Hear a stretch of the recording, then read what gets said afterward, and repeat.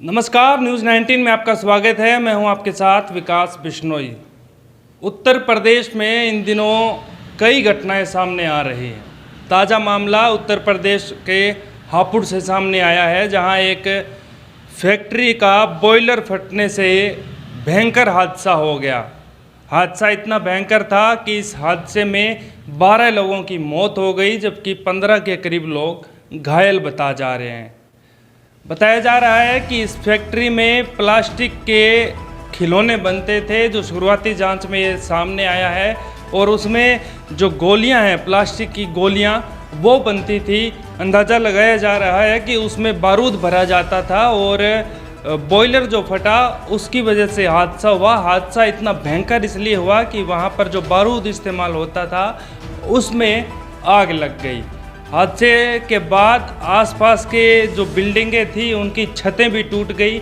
वहाँ पर जो कंटेनर खड़े थे उनके बड़े बड़े हिस्से टुकड़ों में बट गए और दूर तक फैल गए।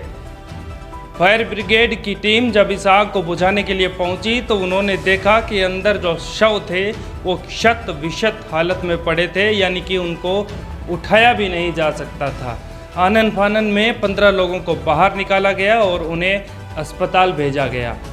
शुरुआती जांच में सामने आया है कि 1 साल पहले ही इस कंपनी का लाइसेंस लिया गया था और ये लाइसेंस जिस शख्स ने लिया था उस शख्स ने इसको किसी दूसरे शख्स को दे दिया, यानी कि उसने लाइसेंस लेकर वसीम नाम के एक दूसरे शख्स को ये लाइसेंस आगे दे दिया और वसीम इस फैक्ट्री को चला रहा था।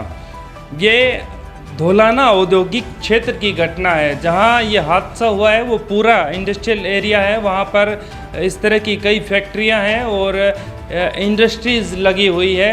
वहां पर ये हादसा हुआ है और रूही इंडस्ट्री इसका नाम था और प्लॉट नंबर इसका F128 बताया जा रहा है। लेकिन शुरुआती जांच में जो चीज़ें सामने आई है उसमें पुलिस को यही लग रहा है कि इसमें गलती फैक्ट्री मालिक की है। हो सकता है कि उसी की गलतियों की वजह से ये इतना भीषण हादसा हुआ हो, क्योंकि गर्मी बहुत ज़्यादा है और ऐसे में एक छोटी सी चिंगारी से भी भयंकर रूप ले सकती है कोई भी वारदात, कोई भी घटना होती है वो। और वैसे भी ये इंडस्ट्रियल एरिया है तो आसपास में इसके बिल्कुल कई इंडस्ट्रियां हैं। गनीमत रही कि केवल इस एक फैक्ट्री से ही वो आग पर काबू पा लिया गया। अगर ये आग आगे बढ़ती तो आसपास की दूसरी फैक्ट्रियों में भी ये आग लग सकती थी और ना जाने कितने लोग इसकी चपेट में आ सकते थे।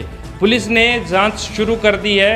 इस फैक्ट्री को जो चला रहा था वसीम, वो भी घायल बताया जा रहा है। उसका किसी हॉस्पिटल में इलाज चल रहा है, लेकिन पुलिस उसकी तलाश कर रही है ताकि आगे की जांच में उसका सहयोग लिया जा सके और उसका क्या रोल था इस वारदात में, इस हादसे में, उसकी भी पुलिस सच सामने लाने के लिए कोशिश में लगी हुई है। इसके जांच के आदेश दे दिए गए हैं, कमेटी का गठन कर दिया गया है और जल्द ही चीज़ें सामने आ जाएगी। प्रधानमंत्री नरेंद्र मोदी समेत कई दिग्गज नेताओं ने इस हादसे पर दुख जताया है। अब देखने वाली बात ये होगी कि ये तस्वीरें जो इसके सीसीटीवी वीडियो आए हैं उससे साफ पता चल रहा है कि कितना भयंकर ये हादसा था, कितनी भयंकर ये घटना थी। और देखने वाली बात ये होगी कि जो कमेटी का गठन किया गया है, जो टीम इसकी जांच कर रही है, वो कितने दिनों में इसकी जांच करती है और अगर इसमें फैक्ट्री मालिक का कसूर पाया जाता है तो फिर जो मृतक हैं उनके परिजनों को कितना मुआवजा उसकी तरफ से दिया जाता है, या फिर सरकार जो मृतक है उनके परिवारों को कितना मुआवजा देने की घोषणा करती है।